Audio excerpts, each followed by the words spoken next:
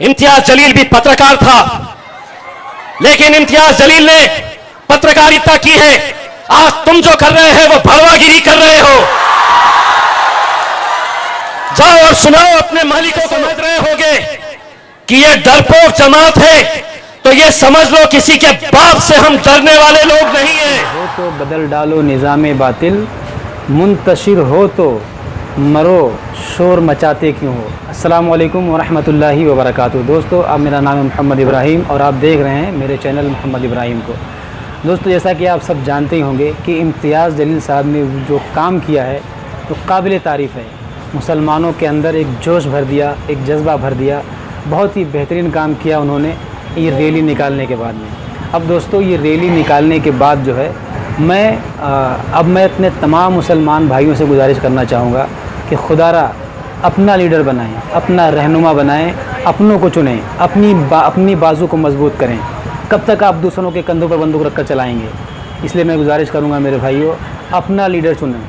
और एक बात दोस्तों, ये 23 सितंबर के बाद जो है इम्तियाज़ जलील साहब दोबारा मुंबई आए और वहाँ पर उनका एक बहुत ही दमदार जो है स्पीच हुआ। मैं चाहता हूँ कि आप सब उनके इस स्पीच को, इस क्लिप को सुनकर जाएं। ये तकरीबन 17 मिनट का क्लिप है। इससे गुजारिश करूँगा कि आप इस पूरे क्लिप को सुनकर जाएं। बहुत ही अच्छी अच्छी बातें कही उन्होंने इस क्लिप में। तो आइए उनका ये बयान सुनते हैं। मैं आज स्टेज से इस मुल्क के वजीर आजम नरेंद्र मोदी साहब को भी ये बताना चाहता हूं कि आप आज इस मुल्क के अगर वजीर आजम हैं, अगर आज आप पूरे देश के वजीर आजम हैं, तो मेरे भी वजीर आजम हैं, हम सब के वजीर आजम हैं। लेकिन अगर आप अमेरिका में जाकर अगर ये सफेद झूठ बोल रहे कि इस मुल्क के अंदर कोई भेदभाव नहीं किया जाता, कोई डिस्क्रिमिनेशन नहीं किया जाता, तो मोदी जी आप झूठ बोल रहे। वरना क्या वजह है, वरना क्या वजह है, आप क्यों आज उन बेकसूर बच्चों की मौतें होती हैं, मारे जाते हैं और आप खामोश हैं। अगर आप यूएस से वापस आ रहे हैं तो हम आपको कहेंगे कि जाओ सीधा आपका हवाई जहाज मणिपुर के अंदर उतारो, जहां कितनी सारी चर्चिस को जलाया गया है, कितने सारे बेगुनाह लोगों को मारा गया है।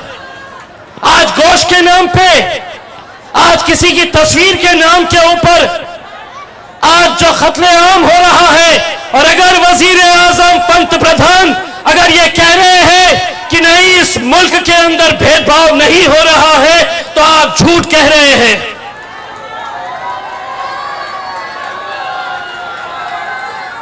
दूसरी बात, खामोश बैठिए, अगर नहीं सुनना है तो बाहर चले जाइए।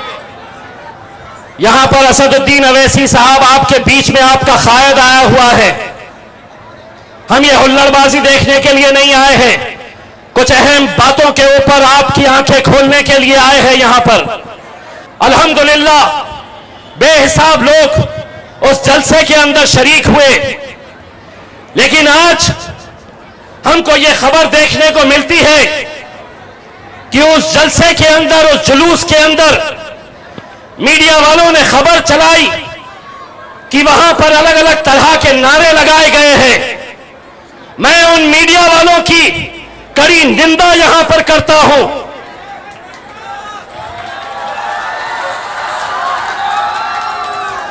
चौबीस साल इम्तियाज जलील भी पत्रकार था, लेकिन इम्तियाज जलील ने पत्रकारिता की है।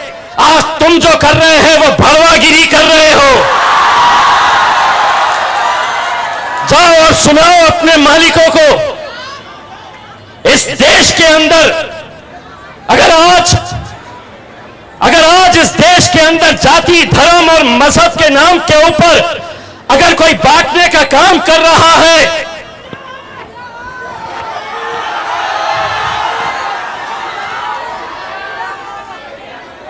कौन कर रहा है ये काम?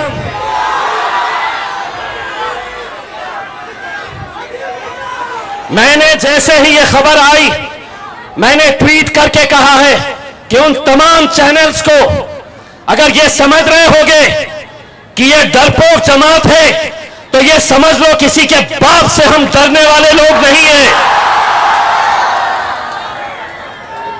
अगर वहां पर कुछ हुआ नहीं और उसके बावजूद भी अगर तुम महज अपनी टीआरपी चमकाने के लिए अगर समाजों के बीच में दरारें और दीवारें पैदा करने का काम कर रहे, तो मैं उन तमाम पत्रकारों को यह कहता हूं कि जब 24 साल की पत्रकारिता के बाद इम्तियाज जलील को यह एहसास हुआ है कि अब यहां पर ईमानदारी पत्रकारिता नहीं हो सकती है, तो उसने पत्रकारिता का चोला उतारा और अपने कायद बैरिस्टर असदुद्दीन अवैसी का दामन थामा। तुम भी उतारो। अगर पत्रकारिता नहीं करनी है तो उतारो और जाकर उन बजरंग दलियों के साथ मिल जाओ, उन विश्व हिंदू परिषद वालों के साथ मिल जाओ, क्योंकि वो जो काम कर रहे हैं वही काम तुम लोग कर रहे हैं। एक चैनल वाला कहता है कि अकोला में रुके नहीं क्योंकि इन्हें डर था। जा तेरे मालिक को बोलना इम्तियाज जलील को कहां बुलाना है, बुला आने के लिए तैयार हो। दल्लाली तुम करो और आज समाज के बीच में, हिंदू मुसलमानों के बीच में दरारें पैदा करने का काम अगर कोई करेगा, इसीलिए एक बात समझ लो, कैसे डसेगा कौन सब जानता हूं मैं, लेकिन कहां किसी का खौफ मानता हूं मैं। जंगल के हो या आस्तीन के, जंगल के हो या आस्तीन के, सांपों की सारी नस्लों को पहचानता हूं मैं।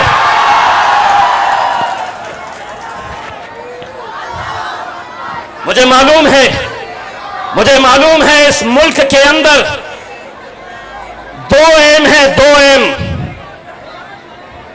एक तो मीडिया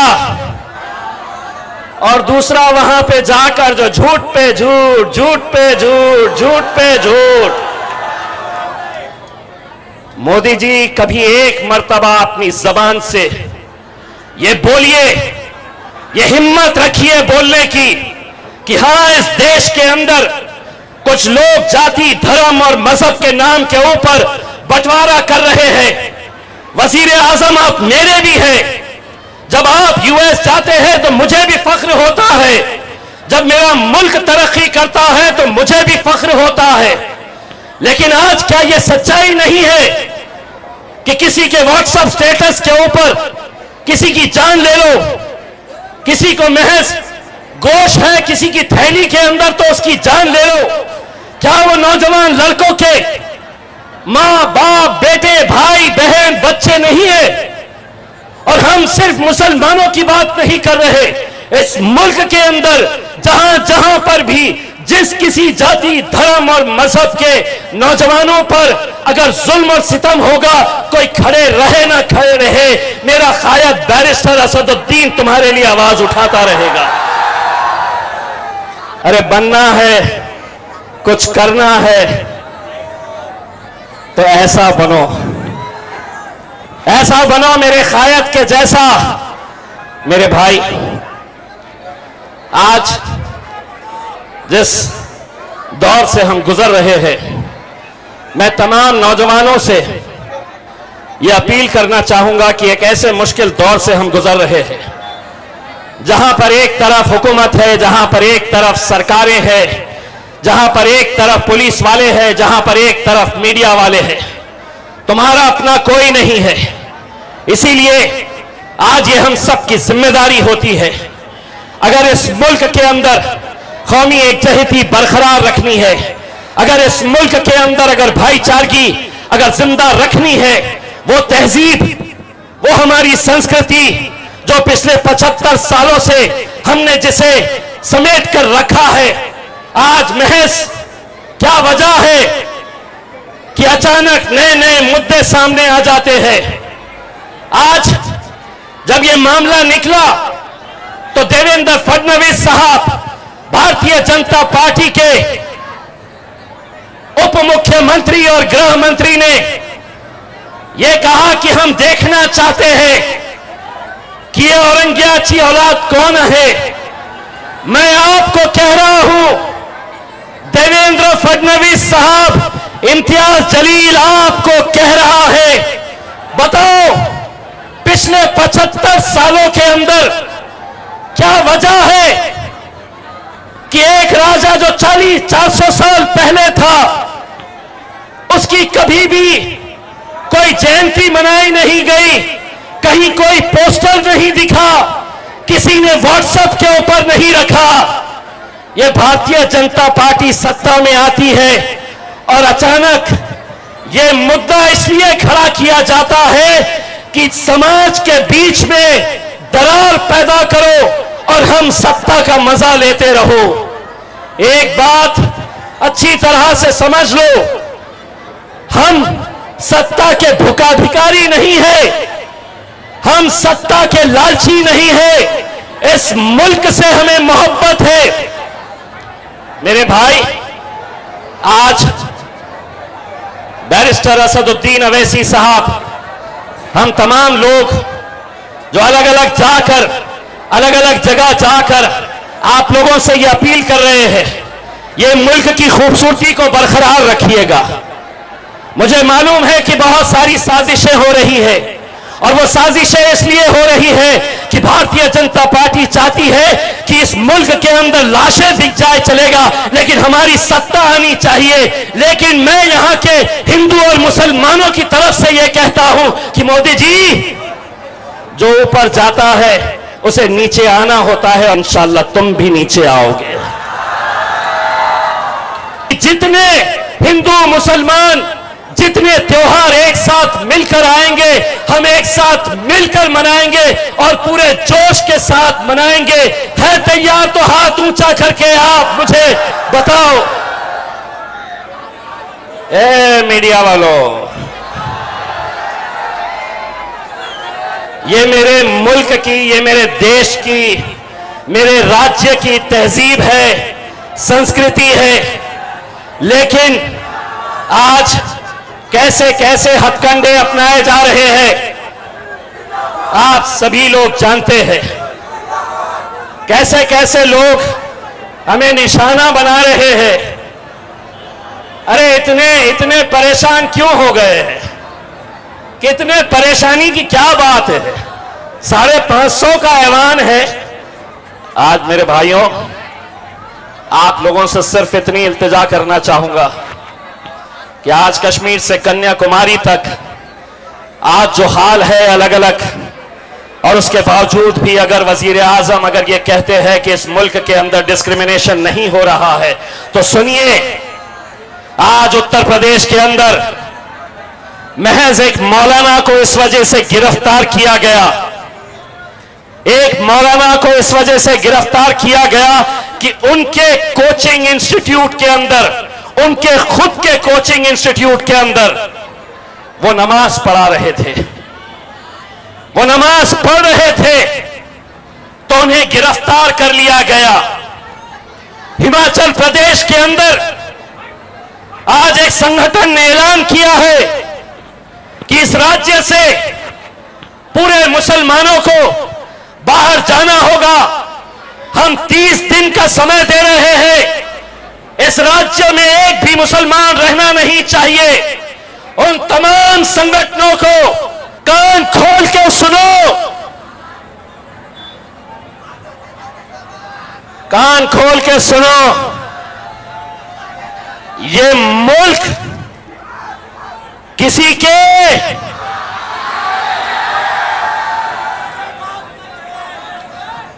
आधा मैं बोलूंगा, आधा तुमने बोलना, नहीं तो ये खड़े हैं ना, कल फिर लगा डालेंगे हमारा बाप निकाला। सुनो, आधा मैं बोलूंगा, और ये जो बोल रहा हो, छोटे मोटे जो प्यादे हैं, सिर्फ उनको नहीं बोल रहा हूं, बल्कि मोदी जी,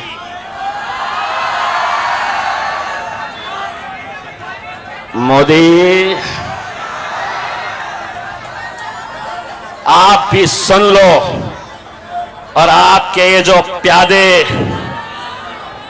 जो समझ रहे हैं कि हम इस मुल्क के अंदर कुछ भी कर सकते हैं, उनको सबको कह रहा हूं, और सुनो, ये मुल्क तुम्हारे, अबे बाहर तक तो आवाज जाने दो, ये मुल्क तुम्हारे। अब मेरे पे केस होता है क्या? घंटा होता है। मैंने आधा बोला, आधा इन्होंने बोले।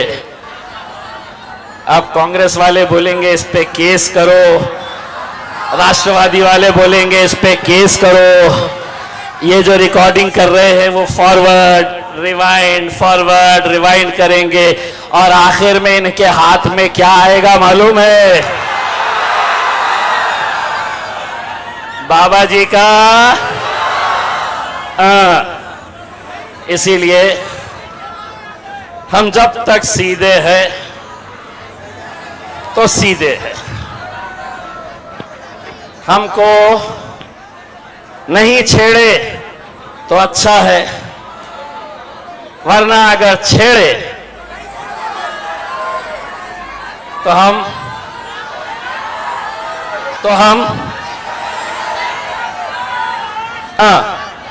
अब होता केस, क्या मिलता? इसीलिए आज ये वक्त की जरूरत है कि जिस दौर के अंदर नौजवान बच्चों का कत्लेआम हो रहा है, मेरे साथ हमारे वर्किंग प्रेसिडेंट जनाब डॉक्टर गफ्फार कादरी साहब है। पिछले 10 दिनों से डॉक्टर गफ्फार कादरी साहब का काम क्या है? तो कभी जलगांव जाओ क्योंकि एक नौजवान लड़के का कत्ल कर दिया गया, कभी अहमदनगर जाओ तो क्योंकि एक नौजवान लड़के को मार दिया गया, कभी श्रीरामपुर जाओ, कभी कोल्हापुर जाओ, कभी इगतपुरी जाओ, कभी नासिक जाओ। कब तक हम बेकसूर नौजवान बच्चों की लाशों को हम गिनते रहेंगे?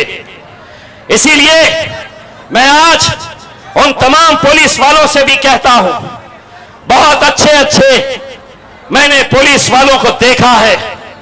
आपके कमिश्नर नवीन रेड्डी साहब को भी मैं बहुत अच्छे तरीके से जानता हूं, एक अच्छा ऑफिसर है।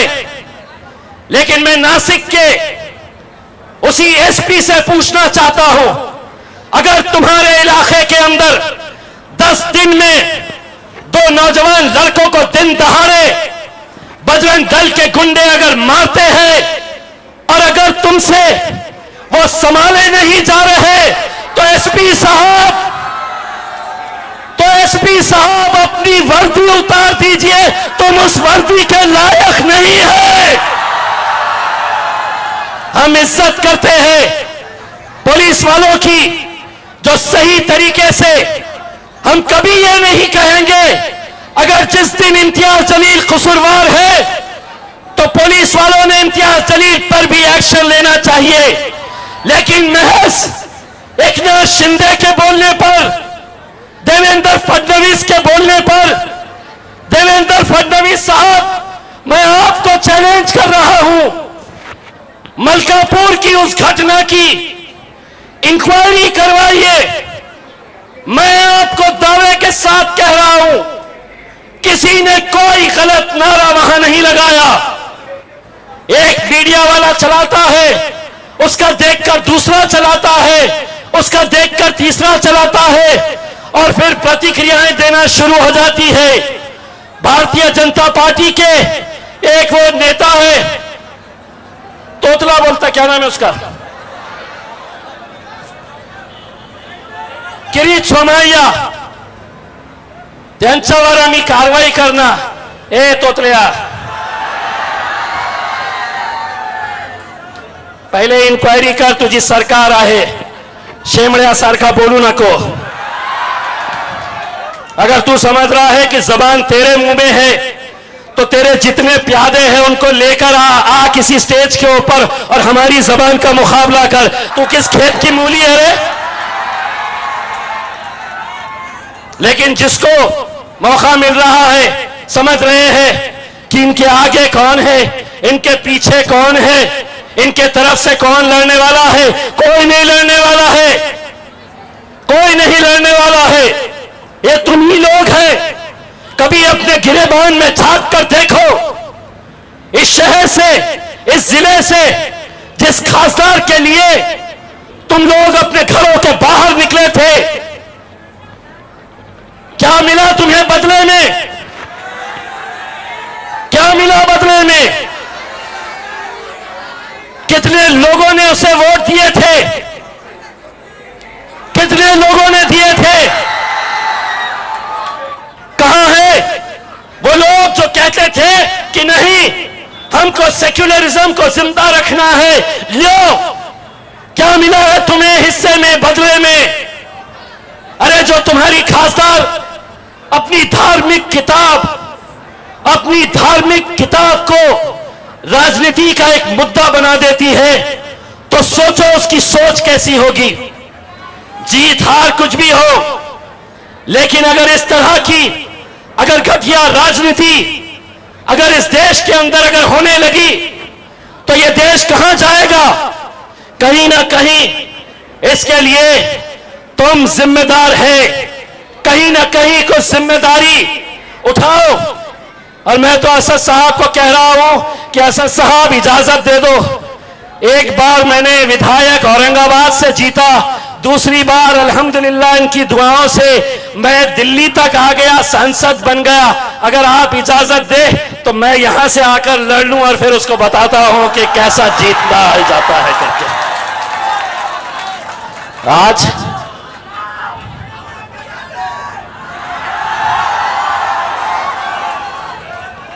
समझते हैं कि हम कुछ भी बोल लेंगे, कुछ भी हम बोल लेंगे, और इन लोगों को सबको सुनना पड़ेगा, इन सबको सुनना पड़ेगा। और सुनते आए हैं। पिछले 75 सालों के अंदर हमने क्या किया है?